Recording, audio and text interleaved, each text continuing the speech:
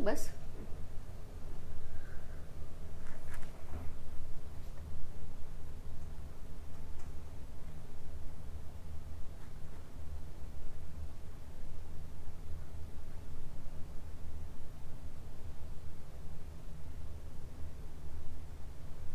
नमस्ते all and welcome to our Apollo live session. तो आज का जो हमारा डिस्कशन का टॉपिक है वो है what are the symptoms of bronchitis. So इसके लिए डिटेल में हम डिस्कशन करेंगे और उसके लिए हमारे साथ में है डॉक्टर कश्मीरा झाला। Welcome ma'am.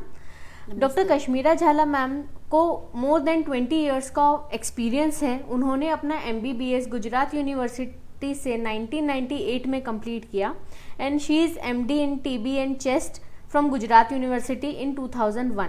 मैम का स्पेशल इंटरेस्ट जो है वो पल्मोनोलॉजी एंड चेस्ट मेडिसिन में है। सो हम इस डिस्कशन को कंटिन्यू करेंगे और सबसे पहले हम मैम से ये जानना चाहेंगे कि मैम व्हाट इज ब्रोंकाइटिस। नमस्ते। ब्रोंकाइटिस एक देखा जाए तो बहुत ही कॉमन मेडिकल वर्ड से ज़्यादा मैं नॉन मेडिकल वर्ड्स भी बोलूँगी इन मेडिकल फील्ड। जैसे कोई भी पेशेंट अगर आता है तो उसको ऐसा दे नो कि मुझे ब्रोंकाइटिस हो गया है, या कभी कभी एक्सरे रिपोर्टिंग में भी आप देखोगे। सो it is a very common word अगर हम मेडिकल फील्ड में देखा जाए तो रोग के हिसाब से पेशेंट को, लेकिन इसके बारे में जानकारी बहुत कम है। काफ़ी सारी रॉन्ग मिथ है इसके बारे में। सो आज हम उसके बारे में ज़्यादा डिस्कशन करेंगे। तो ब्रोंकाइटिस की डेफिनेशन हम अगर मेडिकल लैंग्वेज में बोलूँगी मैं, तो कोई भी मेडिकल लैंग्वेज में कोई भी ऑर्गन या कोई भी अपने शरीर में जिसका इन्फ्लामेशन या इन्फेक्शन होता है तो उसको हम आइटिस लगा देते हैं, और उसका ब्रोंकाइटिस जैसे ब्रोंकियल मीन्स लंग्स की नलिया, और उसमें अगर इन्फ्लामेशन या कोई इन्फेक्शन है तो, और ये इन्फेक्शन इन्फ्लामेशन या सूजन अगर हम उसमें बोले तो सूजन है तो उसको हम ब्रोंकाइटिस बोलेंगे। उसके बहुत सारे कारणस हैं, but normally bronchitis means it is a inflammation और सूजन ऑफ योर विंड पाइप और लंग की नलिया का सूजन। मैम कितने तरीके के होते हैं, what are the types? Types की बात हम करेंगे तो बेसिकली वो डिपेंड्स करता है कि टोटली डिपेंड्स करता है उसके सिम्टम्स कितने दिन से है, उसके ऊपर इसका डायग्नोसिस है। इसको हम एक्यूट ब्रोंकाइटिस बोलेंगे या क्रॉनिक ब्रोंकाइटिस बोलेंगे। तो ब्रोंकाइटिस के दो प्रकार है, acute bronchitis and chronic bronchitis. उस हिसाब से अगर आगे देखा जाए तो उसके सब टाइप्स भी बहुत है, बट वो क्लिनिकल और रेडियोलॉजिकल और बहुत एनवायरनमेंट जैसे कि फैक्ट्रीज में काम करते हैं जहाँ पर बहुत धुआं उड़ता है, ये सब पेशेंट को ब्रोंकाइटिस होने के बहुत ज़्यादा रिस्क है। और ऑलरेडी जिस पेशेंट को एस्थमा की शिकायत है, जो दम या अस्थमा हम बोले उसकी शिकायत है, उसको ब्रोंकाइटिस के risk compare to other person ज़्यादा होता है। जैसा कि मैम आपने अभी थोड़ी देर पहले हमें बताया था कि एक्यूट ब्रोंकाइटिस होता है और क्रॉनिक ब्रोंकाइटिस होता है, तो अगर किसी पेशेंट को एक्यूट ब्रोंकाइटिस है तो उसके क्या सिम्टम्स डेवलप होते हैं?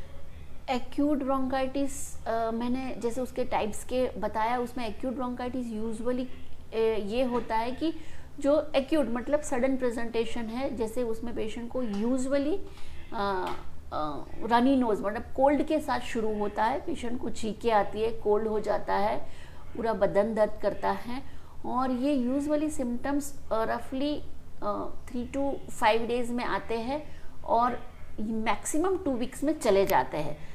सो अगर हम बोले कि एक्यूट ब्रोंकाइटिस क्या है, तो ये यूजुअली रनी नोज के साथ आता है और बॉडी एक होता है, कभी पेशेंट को फीवर भी आता है, कभी चेस्ट कंजेशन भी, अगर सीवियर हो जाए तो चेस्ट में कंजेशन भी लगता है, और ये 5 से 7 दिन टू मैक्सिमम 2 वीक्स में होता है, और 2 वीक्स के अंदर यूजुअली पेशेंट को दवाई के साथ ठीक भी हो जाता है। पेशेंट को बलगम जो आता है उसका इन्फेक्शियस बलगम होता है कि स्पूटम जो होता है वो कलर वाइट नहीं होता पर ग्रीन येलो होता है, उसको चेस्ट में बहुत हैवीपन लगता है, पेशेंट को कभी कभी बुखार भी आता है, पेशेंट को सांस लेने में दिक्कत होती है। ये जो सब सिम्टम्स है वो पेशेंट को यूजुअली 2 से 3 महीने तक चलते हैं, या फिर आते जाते हैं कि पेशेंट ने ट्रीटमेंट लिया, थोड़ा ठीक हुआ, वापस आया, सो कंटिन्यूसली 2 से 3 महीने तक चलते हैं, या I can say more than 3 to 6 week तक प्रोलॉन्ग रहता है, और कंजिक्यूटिवली 2 से 3 साल तक होता है। तो मेडिकल लैंग्वेज में क्रॉनिक ब्रोंकाइटिस की डेफिनेशन बोले कि पेशेंट को इस साल भी हुआ, फिर नेक्स्ट ईयर जैसे चेंज ऑफ सीजन होती है तभी भी पेशेंट को होता है। तो यूजुअली क्या होता है कि पेशेंट इसको मिसटेकन कर लेता है कि ये तो मुझे सीजन का एलर्जी है, तो ये तो मुझे होता ही है, and they are taking it granted कि ये तो होता ही है, सीजन में ही है, मैं दवाई लेता हूँ तो ठीक हो जाता है। बट अगर हर साल होता है और इंटेंसिटी उसकी लास्ट ईयर से भी बढ़ती है और सिम्टम्स ड्यूरेशन भी बढ़ते ही हैं, ऐसे पेशेंट को ब्रोंकाइटिस निग्लेक्ट नहीं करना चाहिए, क्योंकि वो अस्थमा का भी एक बेसलाइन कारण हो सकता है, आपकी लंग कैपेसिटी कॉम्प्रोमाइज होने का भी कारण हो सकता है, या फिर आपको न्यूमोनिया भी हो सकता है, विच कैन बी सी। जब हम ब्रोंकाइटिस बोलते हैं तो वो स्पेलिंग होता है लंग और विंड पाइप का, बट वो स्पेलिंग क्या है, वो म्यूकस ही है, बट वो बहुत ज़्यादा हो के जब वो कफ अंदर भर जाता है और नली ब्लॉक हो जाती है, and it will show on x-ray as a pneumonia. So अगर आपको थोड़ा बहुत चलता रहता है और आप निग्लेक्ट करते हो, and you land up with the pneumonia. तो अभी कोविड में ऐसा ही हो रहा है ना, कि हम जैसे शुरू में थोड़े सिम्टम्स है, बट वायरस इतना खराब है कि न्यूमोनिया आ जाता है और पेशेंट को पता भी नहीं चलता, और देन पेशेंट का ऑक्सीजन लेवल भी डाउन होता है और सब कॉम्प्लिकेशन शुरू हो जाता है। सो बेसिकली दूसरे जो प्रकार है ब्रोंकाइटिस के या वायरस के जो भी या बैक्टीरिया से होता है, वो इतने खराब नहीं होते, बट स्टिल उसको हम निग्लेक्ट करेंगे तो they will come as a complication like a pneumonia और लंग कॉम्प्रोमाइज और काफ़ी सारे अदर कॉम्प्लिकेशन ऑफ लंग्स। जी मैम, ये कंटेजियस होता है? हाँ, अगर ब्रोंकाइटिस की हम बात करें तो उसका कारण क्या है वो जानना बहुत ज़रूरी है। सबसे पहले मैं वो डिस्कस करूँगी कि वो कैसे होता है। ब्रोंकाइटिस यूजुअली उसके कारण हम जाने तो virus, acute bronchitis usually virus से होता है, बैक्टीरिया होता है, उसके इन्हेलेशन से होता है। और वो इन्हेलेशन हम कैसे करते हैं, अभी कोविड में सबको पता है कि वो ड्रॉपलेट इन्फेक्शन की वजह से भी होता है कि वो सरफेस को हम टच करते हैं और फिर हमारे मुंह और नाक को टच करते हैं, तो वो हमारी सांस नली के थ्रू अंदर जाते हैं। दूसरा, ये जो उसके कारण है ये एक्यूट ब्रोंकाइटिस में होता है। बट क्रॉनिक ब्रोंकाइटिस की बात करें जब हम, तो क्रॉनिक ब्रोंकाइटिस यूजुअली जैसे पेशेंट को अस्थमा है तो होता है, पेशेंट को कोई लंग का इन्फेक्शन हो गया है और वो ठीक हो गया है, उसके बाद भी उसको ब्रोंकाइटिस के सिम्टम्स परसिस्टेंट या सीजन के साथ आते रहते हैं। पेशेंट कोई ऑक्यूपेशनल हैजार्ड की तरह भी उसको ब्रोंकाइटिस हो सकता है, कोई फैक्ट्री केमिकल्स उसके एक्सपोज में होता है, fuels, right. Nowadays we can say pollution is also major cause for bronchitis. फिर smoking is a real major cause in our India for bronchitis. So there are many cause for bronchitis. But अगर हम contagious की बात करें तो definitely acute bronchitis is contagious and we have to take care of that, because see, lung is the only organ in our body which is directly communicating with the environment. जैसे lung है, जो भी हम सांस लेंगे, चाहे वो bacteria, virus, polluted environment जो भी है, वो हमारे लंग में ही जाने वाला है विथ ऑक्सीजन। सो अगर हमने उसका लंग का प्रॉपर ध्यान नहीं रखा या फिर ये सिम्टम्स को निग्लेक्ट किया तो वो आगे बढ़ता है। तो डेफिनेटली वो कॉन्टेजियस है। एक्यूट ब्रोंकाइटिस जो वायरल इन्फेक्शन होता है, दैट इज़ डेफिनेटली कॉन्टेजियस। इसका संक्रमण जो होता है मैम, वो कितने समय तक रहता है? आजकल हमको कोविड में पता ही है, अलग अलग वायरस के अलग अलग इंक्यूबेशन पीरियड और जो इन्फेक्शन फैलाने की जो उसकी कार्यक्षमता है वो अलग अलग होती है, पर रफली 3 to 6 डे होती है और मैक्सिमम 2 वीक्स तक होती है। कभी कभी कोई ऐसे वायरस या बैक्टीरिया होते हैं उसमें 3 वीक्स भी होता है। बट वो पेशेंट जिसको लगा है इन्फेक्शन वायरस का, वो अगर थोड़ा बहुत ज़्यादा केयरफुल होकर ध्यान रखें तो वो दूसरे पेशेंट को या कम्युनिटी को स्प्रेड करने से बचा सकते हैं। एग्जैक्टली इसमें अभी हम बोलेंगे तो कोविड में ये चल रहा है कि कॉन्टेजियस कितना है हम सबको पता है। दूसरा, मैं आज आपको हाईलाइट करना चाहूँगी टीबी के बारे में। हमारे इंडिया में टीबी बहुत एक बड़ा कॉमन मेडिकल हेल्थ इश्यू है और वो वायरस भी बहुत फटाफट मल्टीप्लाई होते हैं और जब हम खांसते हैं तो वो एनवायरनमेंट में भी जाते हैं और दूसरे पेशेंट को भी इन्फेक्ट करते हैं। सो ये टीबी भी एक कॉन्टेजियस है, बट उसका ड्यूरेशन डिपेंड्स अपॉन कि कितना पेशेंट इन्फेक्शियस होता है, कितना पेशेंट में बैक्टीरियल लोड है, उस हिसाब से है। बट डेफिनेटली हमको टीबी को भी इरेडिकेट करना है इंडिया में से, तो इसका भी ध्यान रखना है कि खांसी अगर आती है पेशेंट को, तो पहले हमारा टीबी का क्राइटेरिया ऐसा था कि 3 हफ्ते तक ज़्यादा खांसी आए तो टीबी को रूल आउट करना है, पर अभी ऐसा नहीं है। 2 हफ्ते और उससे कम है खांसी तो हमको टीबी रूल आउट करना है। साथ में अभी तो पता ही है कि हमको कोविड से तो हम सबको पता ही है कि कोविड कितना वो है कॉन्टेजियस, और हमको उसके लिए कितना ध्यान रखना है। ब्रोंकाइटिस की बात करें मैम, तो ये फैलता कैसे है? ये जैसे मैंने बताया कि वो इनहेलेशन के थ्रू कैसे फैलता है, कि अगर हमको अगर ब्रोंकाइटिस है, उसका कारण यूजुअली मैंने बोला वायरल इन्फेक्शन होता है, वो जल्दी फैलता है। तो उसमें पेशेंट जब खांसता है, स्नीजिंग करता है, और सामने वाला जो पेशेंट है या कोई पर्सन है उसको डायरेक्टली उसके टच में आया तो उसके थ्रू एयरबोर्न इन्फेक्शन जाता है। बट साथ में अगर वो पेशेंट वो जैसे it depends upon the weight of the droplet जो वायरस या बैक्टीरिया है। यूजुअली हम वायरस की बात करें तो ड्रॉपलेट कितने साइज के हैं उस हिसाब से वो हवा में कितने टाइम तक सस्पेंडेड रहते हैं, और उस हिसाब से हम जब सांस लेते हैं तो हमारे अंदर आते हैं, या फिर वो ड्रॉपलेट अगर ज़मीन पे गिर जाते हैं और वहाँ पर हमने हाथ लगाया है और वो हाथ लगा के हमारे मुंह या आँख या नाक को टच किया है, तो उसके थ्रू हमारे शरीर में वो एंटर करते हैं। तो depends upon the different type of viruses and bacteria, वो इस तरह से फैलते हैं, बट यूजुअली वो इनहेलेशन के थ्रू फैलते हैं। जैसे मैम किसी भी पेशेंट को या किसी भी पर्सन को अगर ब्रोंकाइटिस है तो उसे डायग्नोस कैसे किया जाए? डायग्नोसिस ये टोटली क्लिनिकल बैकग्राउंड पे होता है, क्योंकि इनिशियली जब पेशेंट को होता है तो उसका हिस्ट्री इज़ वेरी इंपॉर्टेंट कि वो एक्यूट है कि क्रॉनिक है। अगर एक्यूट है तो हमको क्लिनिकल हिस्ट्री और चेस्ट एग्जामिनेशन और रूटीन रिपोर्ट से हमको डायग्नोस करना होता है, और according to that we have to stamp as acute bronchitis and treat accordingly. अगर क्रॉनिक है जैसे तो भी हिस्ट्री इज़ वेरी इंपॉर्टेंट। और दूसरे जैसे टेस्ट में बोलूँगी, रूटीन ब्लड टेस्ट होते हैं, एक्सरे लंग का जो चेस्ट का एक्सरे होता है वो बहुत इंपॉर्टेंट है इसमें।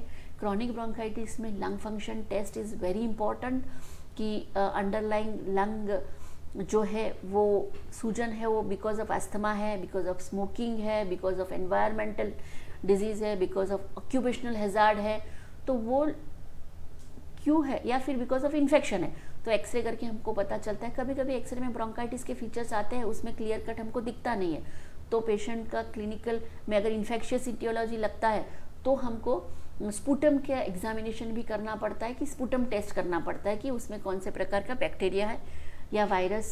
स्पूटम में वायरस हम नहीं फाइंड आउट कर सकते, but definitely bacteria and fungus हम फाइंड आउट कर सकते हैं कि स्पूटम एग्जामिनेशन करके।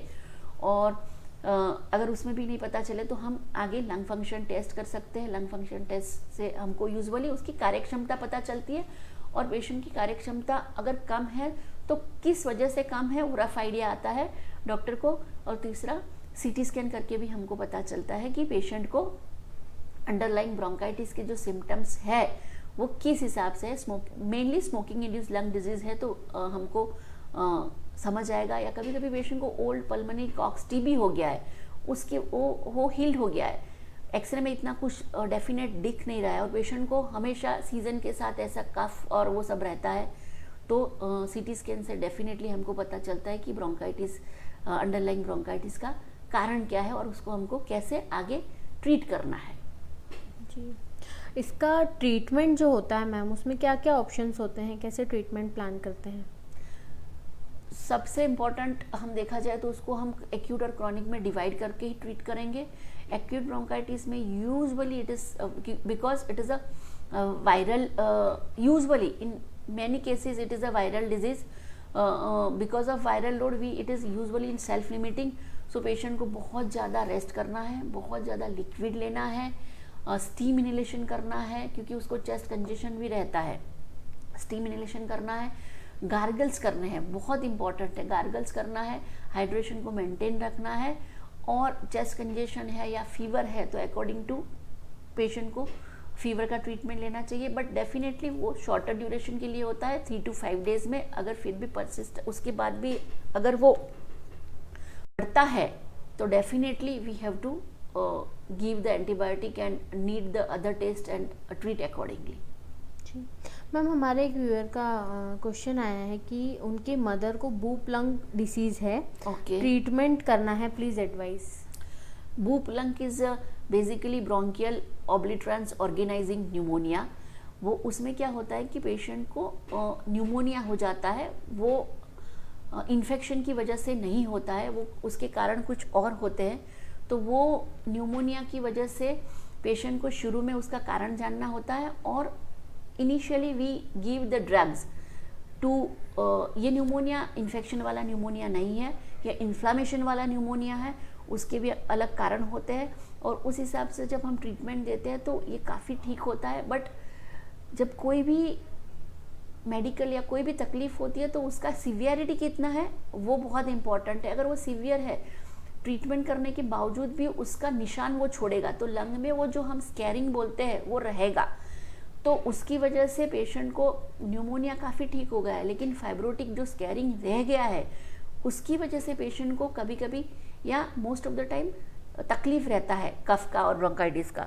तो वो देख के ही हमको डिसाइड करना है और उसकी ट्रीटमेंट अकॉर्डिंग टू दैट ही वी कैन डिसाइड। ऐसे हम ऑनलाइन इस बुक के लिए हम प्रिस्क्राइब नहीं कर सकते। जी मैम, ब्रोंकाइटिस की अगर बात करें तो जैसा हम इंडियंस मानते हैं कि कोई भी तकलीफ होती है तो सबसे पहले हम घर पे ही इलाज करते हैं, इसका कोई होम रेमेडी है? डेफिनेटली, मैंने जैसे बोला कि एक्यूट ब्रोंकाइटिस, हाँ कोविड में हम इसको निगलेक्ट नहीं करेंगे, बिकॉज कोविड इतना वो है, इसीलिए हम उसको निगलेक्ट करके होम रेमेडी पे नहीं जाएंगे। बट जैसे मैंने बोला वैसे कि usually flu like symptoms acute bronchitis में होता है, रनी नोज होता है, थ्रोट इरिटेशन होता है, गले में थोड़ा दर्द रहता है, खांसी, कभी कभी कोई पेशेंट को खांसी कफ भी होता है, तो उसमें हम बहुत ज़्यादा लिक्विड्स लेना है, गर्म पानी लेना है, उससे हमको बहुत रिलीफ मिलता है। वार्म वाटर गार्गल्स करने हैं, हम सॉल्ट डाल के भी उसके गार्गल्स कर सकते हैं, स्टीम इनहेलेशन करना है। और कोई पेशेंट कभी कभी हम, हाँ बिकॉज थ्रोट में इरिटेशन होता है कंटिन्यूसली, एंड मेनली वो जिसको एलर्जिक एयरवे होते हैं, background history of allergic airway है, उनके लिए उनको पता चल जाता है कि थ्रोट में इरिटेशन रहता है और कुछ फूड खाने के बाद वो ज़्यादा बढ़ जाता है, तो they need to avoid that allergen. And दूसरा मेन इम्पोर्टेंट कि कभी कभी पेशेंट को हम हनी और नींबू के साथ गर्म पानी के साथ देते हैं तो वो सूदिंग लॉजेंसेस जैसा सूदिंग इफेक्ट देता है, तो वो भी इन बिटवीन सूदिंग इफेक्ट के लिए दे सकते हैं। बट डेफिनेटली पेशेंट को फीवर नहीं होना चाहिए, ये जस्ट पोस्ट इन्फेक्शियस जो हम बोले ड्राई कॉफ होता है और पेशेंट को होम रेमेडी से काफ़ी रिलीफ मिलता है। जी मैम, एक पेशेंट का और हमारे पास में क्वेश्चन आया है व्यूअर का कि ma'am can you please tell what precautions one can take for COPD? My mother suffered from pneumonia twice in a span of 4 years। COPD basically chronic obstructive pulmonary disease है, उसमें उसके सब type देखें तो 2 है, emphysema and chronic bronchitis. जो हम chronic bronchitis की बात कर रहे हैं, तो क्रॉनिक ब्रोंकाइटिस है तो पेशेंट को, मैंने जैसे बताया कि शुरू में पेशेंट को सीज़न के साथ ही तकलीफ होती है, वो सीज़न में फिर दवाई लेते हैं नहीं लेते हैं और उसको फिर धीरे धीरे सांस लगना भी चालू होता है या कफ बहुत परेशान करता है, निकलता नहीं है, ये सब क्रॉनिक ब्रोंकाइटिस के सिम्टम्स है।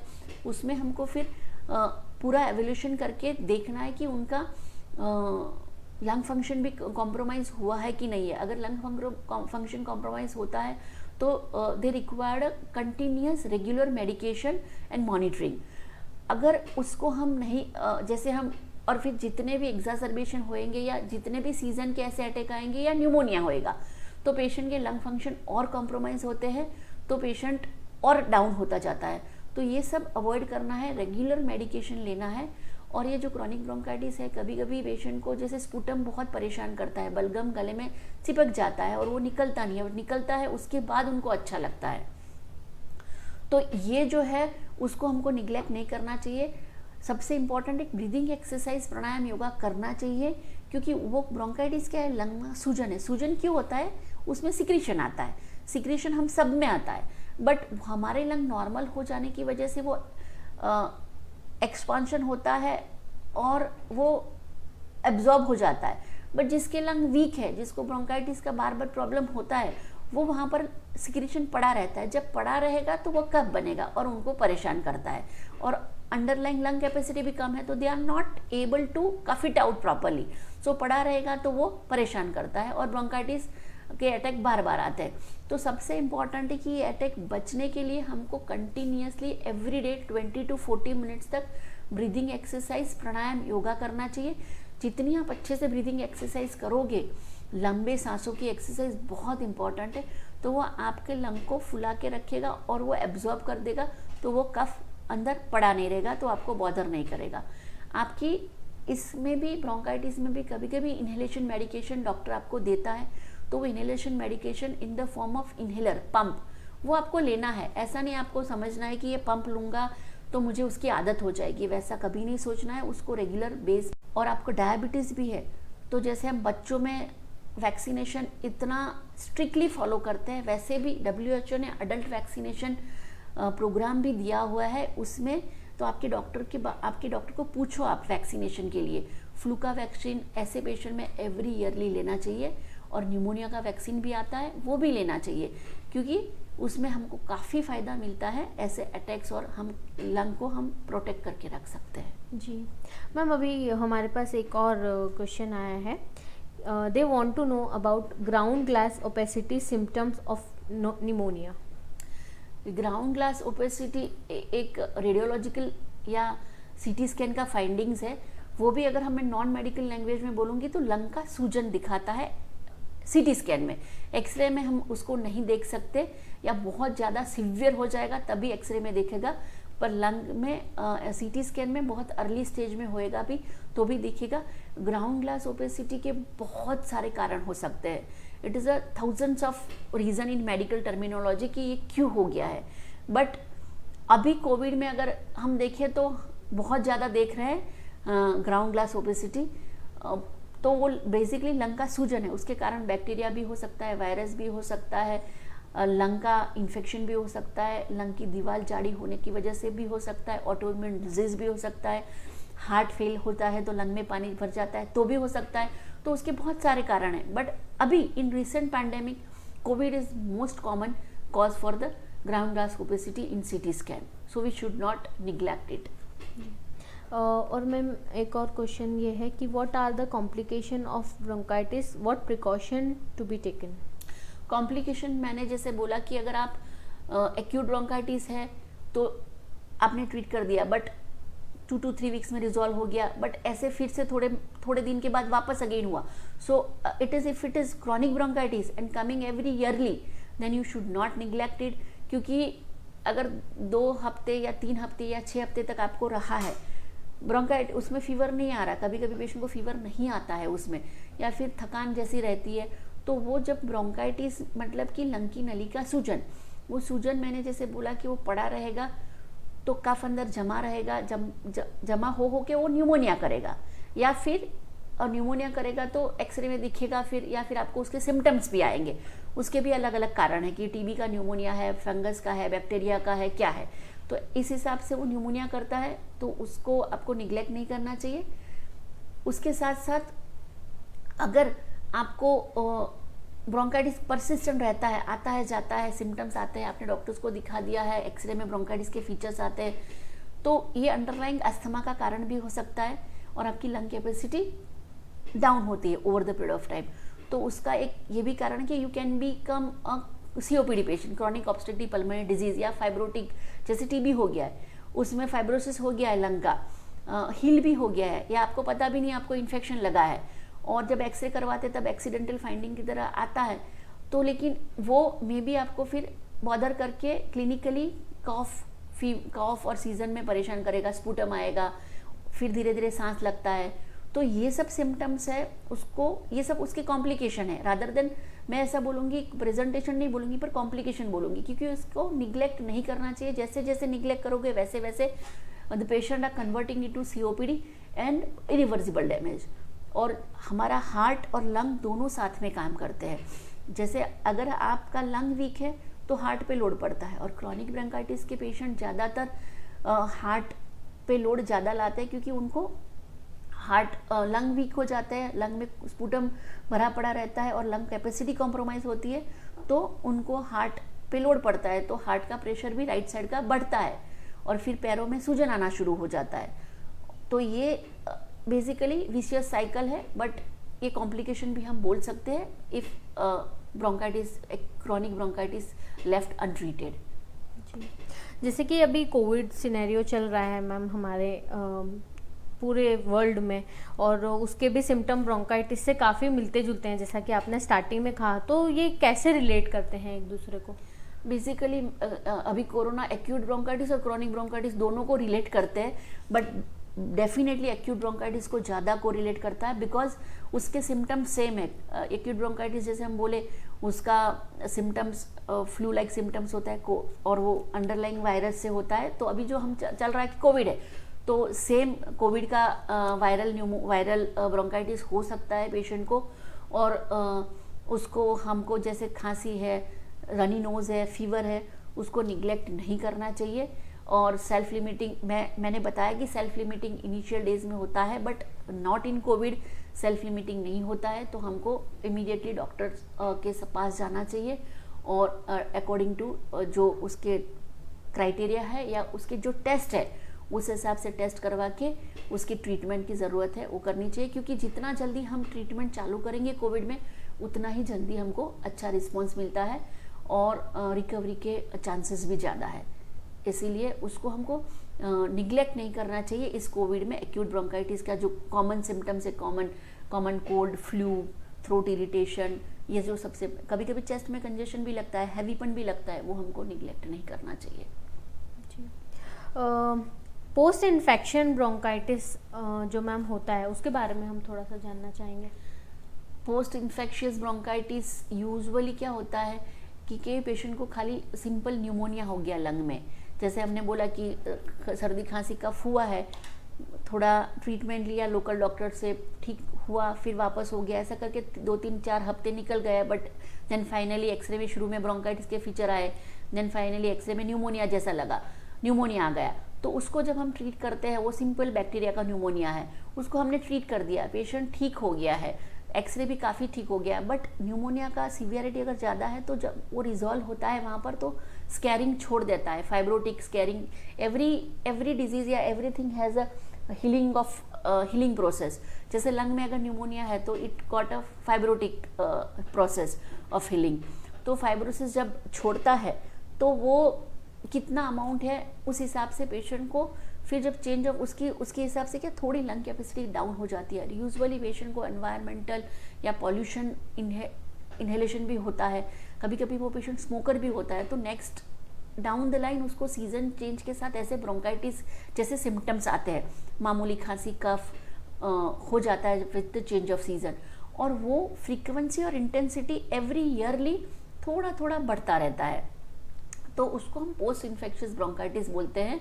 और according to clinical symptoms, x-ray findings, lung capacity, उसके हिसाब से हमको उसको ट्रीट करना चाहिए। और दूसरा इम्पॉर्टेंट, हाँ, हमारे टीबी जो इतना कॉमन है हमारे इंडिया में टीबी, उसमें भी टीबी जब बहुत ज़्यादा हो जाता है पेशेंट को, या न्यूमोनिया कभी भी दोनों लंग में होता है या काफ़ी सिग्निफिकेंट न्यूमोनिया होता है, या कभी कभी हम देखते हैं कि पेशेंट के लंग में बहुत ज़्यादा डिस्ट्रॉयड लंग है, वैसे पेशेंट को भी टीबी के कीटाणु एवरी ईयरली जैसे है वो लाइव नहीं होते कि उथला नहीं मारते, बट ऐसे सिंपल बैक्टीरिया का इन्फेक्शन, क्योंकि वो लंग में एक उनके बैक्टीरिया के लिए एक रिजर्वर जैसा हो जाता है कि कभी भी वो लोग बैक्टीरिया इन्हेलेशन के थ्रू अंदर गए और वहाँ पर उनको एनवायरनमेंट अच्छा मिल जाता है टू मल्टीप्लाई, और वो अटैक ब्रोंकाइटिस के देते हैं पेशेंट को। तो वो भी एक बहुत बड़ा कारण है पोस्ट इन्फेक्शियस ब्रोंकाइटिस का ऐसे पेशेंट्स में। मैम कुछ लोगों को मतलब ये शिकायत होती है कि जैसे ठंड है तो हमें ये तकलीफ होती ही है, या कुछ लोगों को ज़्यादा गर्मी होने पे प्रॉब्लम स्टार्ट हो जाती है, तो सीजनल ब्रोंकाइटिस जिसको बोलते हैं एस्थमेटिक ब्रोंकाइटिस, सीटी स्कैन में, तो हमको वो कोविड से ही कोरिलेट सबसे पहले कोविड रूल आउट करना चाहिए। और दूसरा, अगर हार्ट पेशेंट है तो हार्ट फेलियर की वजह से भी ऐसे जीजीओस आ सकते हैं, बट वो डेफिनेटली डॉक्टर देख के बता सकता है कि उनका हार्ट फंक्शनिंग कितना है और वो जीजीओस किस प्रकार के हैं, और क्लिनिकल कंडीशन कोविड को रूल आउट, मतलब कोविड जैसा लग रहा है उस हिसाब से यार कोविड के टेस्ट सब करवा के ही हम रूल आउट कर सकते हैं। जी, सो इसी के साथ हम डॉक्टर कश्मीरा झाला मैम को थैंक यू बोलना चाहते हैं, इतनी महत्वपूर्ण जानकारी उन्होंने हमें दी। और डॉक्टर कश्मीरा झाला मैम हमारे साथ अपोलो हॉस्पिटल गांधीनगर में अवेलेबल होते हैं, आप उनसे कंसल्ट कर सकते हैं। अगर आपको ऐसे किसी भी सिम्टम्स की जानकारी है, आपको ऐसा कोई भी सिम्टम्स फील हो रहा है, आपके कोई नज़दीकी हैं जिनको ऐसा सिम्टम्स लग रहा है, तो आप बिल्कुल यहाँ पर आके उन्हें कंसल्ट कर सकते हैं। ज़्यादा जानकारी के लिए आप हमारी वेबसाइट आस्क अपोलो पर भी जाके सर्च कर सकते हैं और आप हमें कांटेक्ट भी कर सकते हैं 7698815003। Thank you ma'am. ये सेशन कंप्लीट होने से पहले मैं सबको एक मैसेज देना चाहूँगी कि लंग प्रॉब्लम इतने कॉमन है, ये ब्रोंकाइटिस बहुत ही कॉमन प्रॉब्लम है और अभी बिकॉज ऑफ कोविड तो हम बहुत ज़्यादा अवेयर भी हो गए हैं, तो इसको निगलेक्ट नहीं करना है। बट इसके लिए सबसे इम्पॉर्टेंट चीज़ है कि कोविड एक वायरस है, बट दूसरे वायरस भी, फ्लू वाले कितने बहुत वायरस हैं जो हमको ब्रोंकाइटिस कर सकते हैं। और तो इसके लिए बहुत, जैसे मैंने बताया कि पीडियाट्रिक वैक्सीनेशन हम कितना स्ट्रिक्टली फॉलो करते हैं, वैसे ही हमको अडल्ट वैक्सीनेशन WHO ने गाइडलाइन दिया है, बट हमको सबको, जनरल पॉपुलेशन को अवेयरनेस नहीं है। सो आपके डॉक्टर को पूछिए। और कोविड की वैक्सीन के लिए अभी हम इतने वेट कर रहे हैं, बट जो अदर फ्लू लाइक वायरस बहुत सारे हैं जिसकी वैक्सीन अवेलेबल है, न्यूमोनिया की वैक्सीन भी अवेलेबल है, और उसको करने से हम ये सिम्टम्स, ये जो है अटैक है, वो हम बहुत काफ़ी 60-70% केसेस में हम प्रिवेंट कर सकते हैं। और वो कौन ले सकते हैं? जो एज वाले 60+ है, जिसको डायबिटीज़ है, जिसको कैंसर है, जो कीमोथेरेपी पे है, ये सारे पेशेंट्स हैं जो